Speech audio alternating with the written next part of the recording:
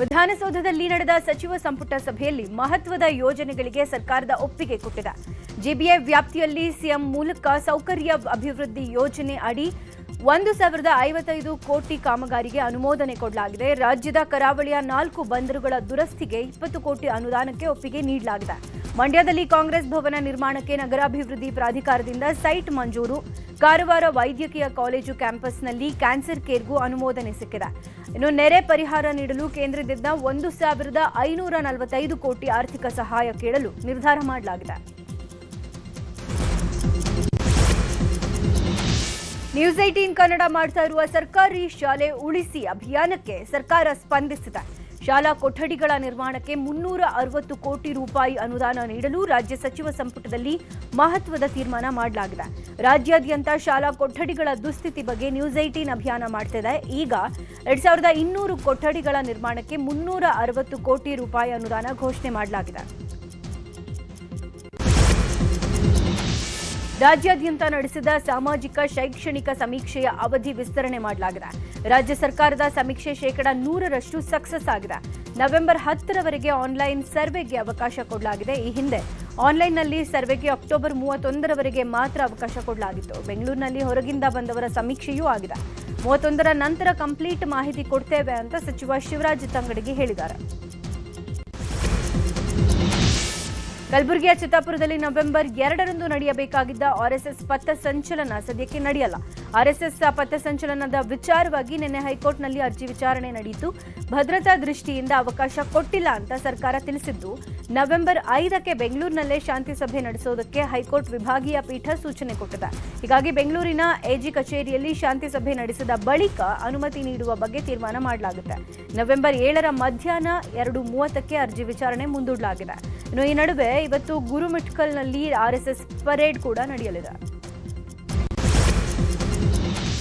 ಬೆಂಗಳೂರಲ್ಲಿ ರಸ್ತೆ ಬದಿ ಕಸ ಎಸೆದವರ ಮನೆಗೆ ಕಸ ವಾಪಸ್ ಸುರಿಯುವ ಅಭಿಯಾನ ಹಮ್ಮಿಕೊಳ್ಳಲಾಗಿದೆ.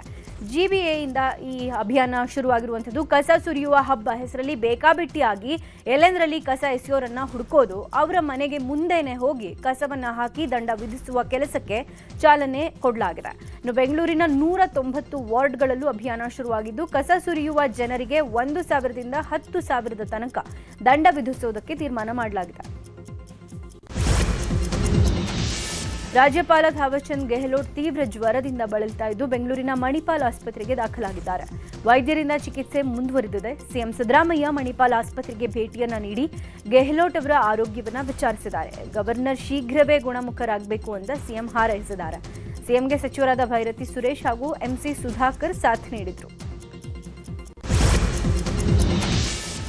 70ನೇ ಕನ್ನಡ ರಾಜ್ಯೋತ್ಸವ ಪ್ರಯುಕ್ತ 13 ಮಹಿಳೆಯರು ಸೇರಿದಂತೆ ಒಟ್ಟು 70 ಸಾಧಕರನ್ನ ರಾಜ್ಯೋತ್ಸವ ಪ್ರಶಸ್ತಿಗೆ ಆಯ್ಕೆ ಮಾಡಲಾಗಿದೆ.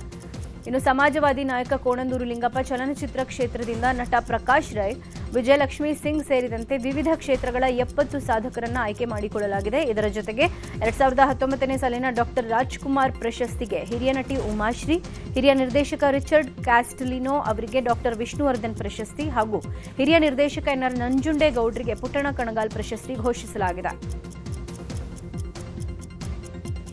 ಇನ್ನು ವಿಜಯಪುರ ಜಿಲ್ಲೆ ಸಿಂದಗಿಯ ನಿವೃತ್ತ ಶಿಕ್ಷಕರಾದ ಹಾಮ ಪೂಜಾರ್ ಅವರು ರಾಜ್ಯೋತ್ಸವ ಪ್ರಶಸ್ತಿಗೆ ಭಾಜನರಾಗಿದ್ದಾರೆ. ವಿಜಯಪುರ ಜಿಲ್ಲೆಯಲ್ಲಿ ಉತ್ತಮ ಶಿಕ್ಷಕರಾಗಿರುವ ಪೂಜಾರ್ರಿಗೆ ರಾಜ್ಯ ಹಾಗೂ ರಾಷ್ಟ್ರ ಪ್ರಶಸ್ತಿ ಲಭಿಸಿದೆ. ಇನ್ನು ಬಾಗಲಕೋಟೆಯ ಎನ್ಜಿ ಗಂಗೂರ ಅವರಿಗೆ ರಾಜ್ಯೋತ್ಸವ ಪ್ರಶಸ್ತಿ ಸಿಕ್ಕಿದೆ. ಹೀಗಾಗಿ ನಾಗಲಿಂಗಪ್ಪ ಕುಟುಂಬ ಮತ್ತು ಅಭಿಮಾನಿಗಳಲ್ಲಿ ಸಂಭ್ರಮ ಮನೆ ಮಾಡಿದೆ. ನಾಗಲಿಂಗಪ್ಪ ಅವರಿಗೆ ಸಿಹಿ ತಿನ್ನಿಸಿ ಪಟಾಕಿಯನ್ನ ಸಿಡಿಸಿ ಕುಟುಂಬಸ್ಥರು ಸ್ನೇಹಿತರು ಸಂಭ್ರಮಿಸಿದ್ದಾರೆ. ಧರ್ಮಸ್ಥಳ ಬುರುಡೆ ಪ್ರಕರಣ ಸಂಬಂಧಪಟ್ಟಂತೆ ಮತ್ತೆ 4ವರಿಗೆ ಎಸ್ಐಟಿ ನೋಟಿಸ್ ನೀಡಿದೆ. ವಿಠಲ್ಗೌಡ ವಿಚಾರಣೆಗೆ ಹಾಜರಾಗುವಂತೆ ನೋಟಿಸ್ ನೀಡಲಾಗಿದ್ದು, ಜೊತೆಗೆ ಮಹೇಶ್ ಶೆಟ್ಟಿ ತಿಮ್ರೋಡಿ, ಗಿರೀಶ್ ಮಠಣ್ಣನವರ್, ಜಯಂತ್ ಟೀಗೂ ಕೂಡ ನವೆಂಬರ್ 3ಕ್ಕೆ ಹಾಜರಾಗುವಂತೆ ಸೂಚನೆ ಕೊಡಲಾಗಿದೆ. ಎಸ್ಐಟಿ ನೋಟಿಸ್ ಬಗ್ಗೆ ಹೋರಾಟಗಾರ ಜಯಂತ್ ಟಿ ಮೊದಲ ಬಾರಿ ಪ್ರತಿಕ್ರಿಯೆ ಕೊಟ್ಟಿದ್ದಾರೆ. ವಿಡಿಯೋ ರಿಲೀಸ್ ಮಾಡಿ ಜಯಂತ್ ಆಕ್ರೋಶ ಹೊರಹಾಕಿದ್ದಾರೆ. ಪೊಲೀಸರು ಮನೆಗೆ ನೋಟಿಸ್ ಅಂಟಿಸಿ ಹೋಗಿದ್ದಾರೆ. ಕೆಲ ಮಾಧ್ಯಮದವರು ಹೋರಾಟಗಾರರನ್ನ ಬದಿಗೊತ್ತ ಕೆಲಸ ಮಾಡ್ತಿದ್ದಾರೆ. ಯಾವುದೇ ಕಾರಣಕ್ಕೂ ಸೌಜನ್ಯ ಪರ ಹೋರಾಟ ಹಿಂದೆ ಸರಿಯೋದೇ ಇಲ್ಲ. ನಾವು ಎಲ್ಲದಕ್ಕೂ ತಯಾರಾಗಿದ್ದು ಸಾಯೋದಕ್ಕೂ ರೆಡಿ. ಇವತ್ತೆಲ್ಲ ನಾಳೆ ಸತ್ಯ ಹೊರಗೆ ಬರಲೇಬೇಕು. ಬರೋವರೆಗೂ ನಮ್ಮ ಹೋರಾಟ ಇದ್ದೇ ಇದೆ ಎಂದರು.